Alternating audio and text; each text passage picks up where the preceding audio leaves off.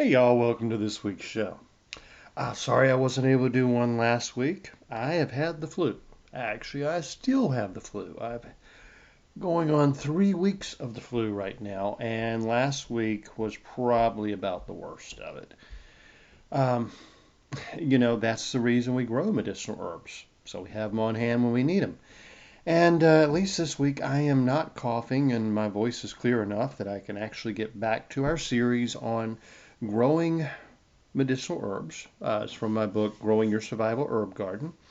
And we're talking about common, mostly culinary herbs that you may already have in your kitchen, but you can certainly grow these in any garden.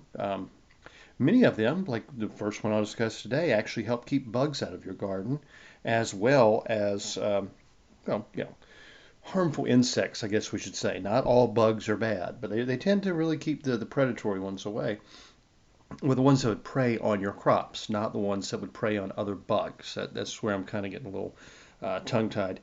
But you could grow these, many of them ornamentally, and the first one is lavender, and that is certainly a very pretty, very aromatic herb. And any POA, nobody's going to have a problem with this. Where I live, it grows better in pots, so I can control the amount of water. We get a ton of rain. Uh, you may be able to grow this in the garden, or you may have it on your patio or in containers, in your windowsill. It's a Mediterranean herb. Although there are lavenders that have been bred throughout the centuries, it's one of the oldest herbs known to man. Thousands of years of plant breeding has allowed lavenders to grow in England and northern regions of France and such as that. The original is a Mediterranean plant, so it likes hot, dry weather. So where I live with 270 days of precipitation a year and very hard winters, it's a potted herb for me. It's a containered plant. It is not one I can count on growing successfully in the garden, although sometimes you get lucky with it. That said, I have a little allergy to lavender, so I don't grow a lot of it. Most people love it. It's one of those you either love or you hate.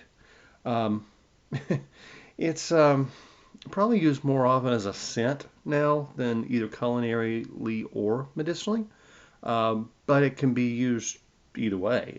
Lavender is not only a nice aromatic herb. I mean, it's very common in perfume.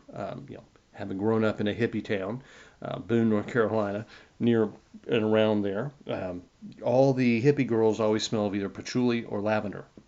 And every little old lady smells like lavender. So you smell it a lot. And like I said, I'm allergic to it, so it's not always a very good thing for me. But for people who enjoy lavender, it's actually a powerfully relaxing herb used in aromatherapy. It's most often combined with other culinary herbs in what's called the herbs de Provence. And there's a little disagreement about that. Apparently, the original herbs de Provence were more like what people would call Italian seasonings these days. Just a mix of Mediterranean herbs, basil, rosemary, um, oregano, that kind of thing. Probably a little thyme, probably a little parsley. I'm not sure the original formula, but somewhere in the last 100 years, people started including lavender as well. And that's really the more popular version of herbs de Provence in America. Whereas in France, you may not necessarily find the one with lavender in it very often. I actually, even though I am allergic to lavender, I don't react to it when I eat it. It's just when I smell it. And I think the herbs de Provence with lavender are very nice, actually. The lavender is not overpowering. It provides a nice little bitterness in the background. Lavender is actually a very bitter herb, good for digestion. I like herbs de Provence with chicken or fish specifically. I just think it's a very nice touch. Now, it's not my go-to in the kitchen. It's not something I'm going to use a lot, but every now and then, very good with lamb. Now, if you think about lamb or even mutton, mutton especially can be very strongly flavored, strongly scented even. Or a fatty meat, like a fatty pork. Yeah, the herbs de Provence are perfect for either sort of countering the gaminess of mutton or deer meat sometimes, enhancing the flavor of lamb or really countering the fat of pork. So, yeah, very actually really good with a pork loin. Honestly, that's a um, yeah, that's a good flavor.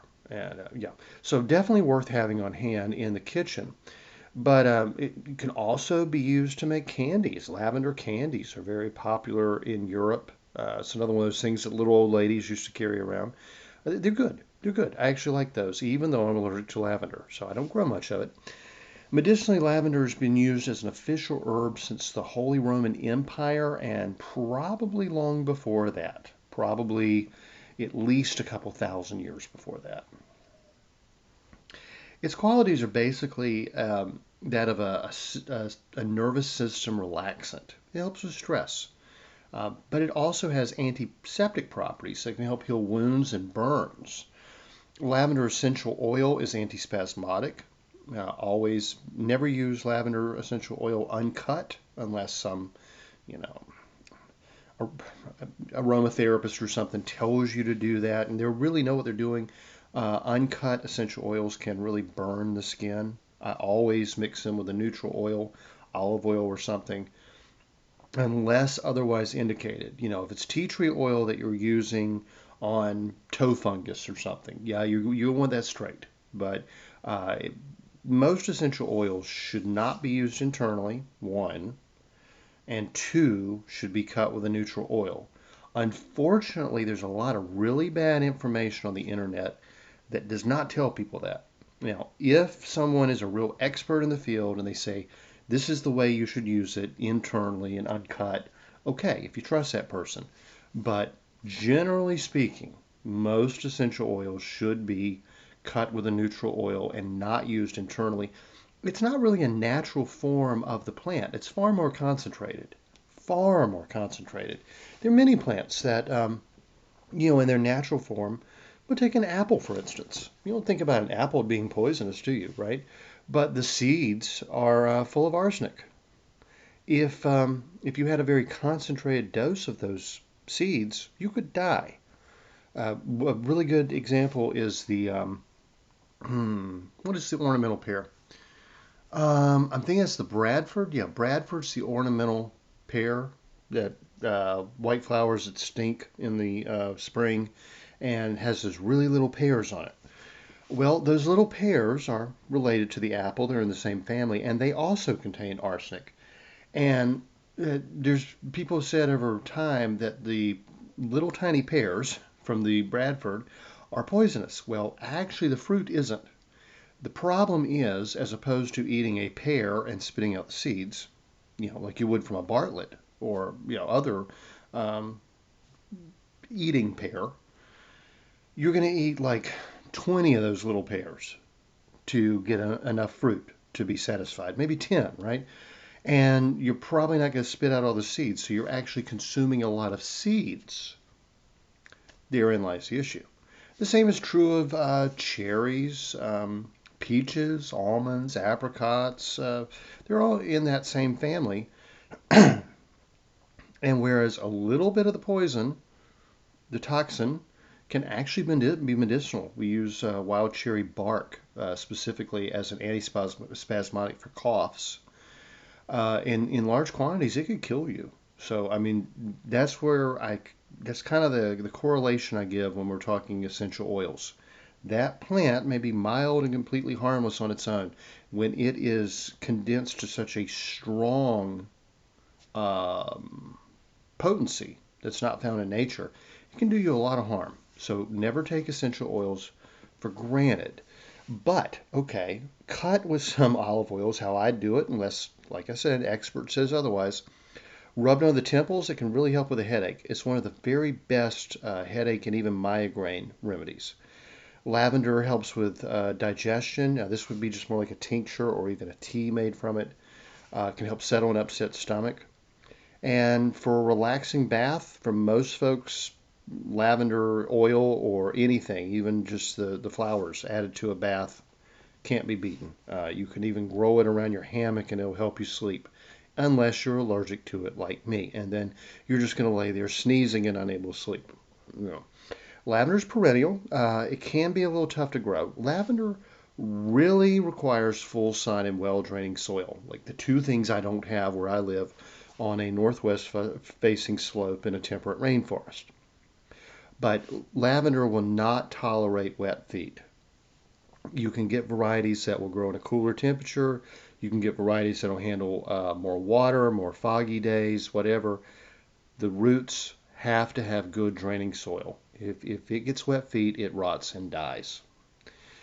Lavender will grow up to 2 feet tall, has beautiful lavender, light purple spiked flowers, a real soft kind of gray-green um, foliage, just a beautiful plant. A neighbor of my mother down in the Sandhills of North Carolina has probably 2 feet tall, like lavender bushes almost, growing on either side of her walkway. It's just gorgeous. It really is. And you can smell it all over the neighborhood. And I mean, even though I'm allergic to it, I have to stop and really uh, just appreciate the beauty of this plant and the wonderful scent. And that being in the sandhills, the soil is very quick draining, so it's really hot. I mean, really hot. If you've ever been around Fayetteville, you know exactly what I'm talking about. Pinehurst, Southern Pines, that whole area. Hot, sandy, quick draining soil, a little acidic, very acidic actually. And I'm not sure if she has to amend her soil. I think lavender actually does okay in a fairly acidic soil. The English lavender is the one I can actually grow a little more in where I live in the mountains because it's been bred for a more moist climate and a cooler climate than the original lavender. Hardiness is generally speaking zone 5A to 8B. I live in 5B, so I'm literally on the cusp of being too cold to grow it there. Uh, warm, well, if you're going to grow the plant from seed, uh, warm nighttime temperatures really help. So I grow mine from cuttings because I don't get warm nighttime temperatures. So that's just up to you. I think growing from cuttings is probably a lot easier. Just remember though, that soil has to drain. Where I live, I have clay soil. Whereas I might be able to get by, like I said, I'm in zone 5B, USDA hardiness zone. I might be able to get by with growing the lavender in my climate. My soil is far too heavy and clay to let it thrive and prosper. But anyway, most people in the rest of the country can probably grow it, and this is one that actually, you know, I usually say this is true for the entire continental United States, unless you live in the deserts or, you know, the Gulf Coast or something. Yeah, actually, you can grow lavender real well in deserts and on the coast. It grows great. Like, it's a Mediterranean plant. It likes hot, dry, sun-baked, sandy, rocky soils, you name it. And very useful herb if you're not really allergic to it. Actually, one time I had some ice cream, vanilla ice cream with a lavender syrup. I did not expect to enjoy it. It was absolutely fantastic. Absolutely fantastic. So, another one that I love, another one I have trouble growing, is lemongrass. Now, I love Thai food. I love Vietnamese food. I love a lot of hot, spicy Asian food. And whether it's, you know, Szechuan Chinese to the hottest Thai curries. I mean, I go crazy for the stuff. Malaysian, you name it, right? Lemongrass is used a ton in that cooking. So I love lemongrass, and for me, it's very worth it to try to grow it, but I got to grow it in pots. It likes a lot hotter climate. It's more like a climate that would prefer ginger. Um, think about those areas. That's Southeast Asia. That's southern India. It's really hot, and it's tropical. Well, that's the opposite of where I live. Essentially.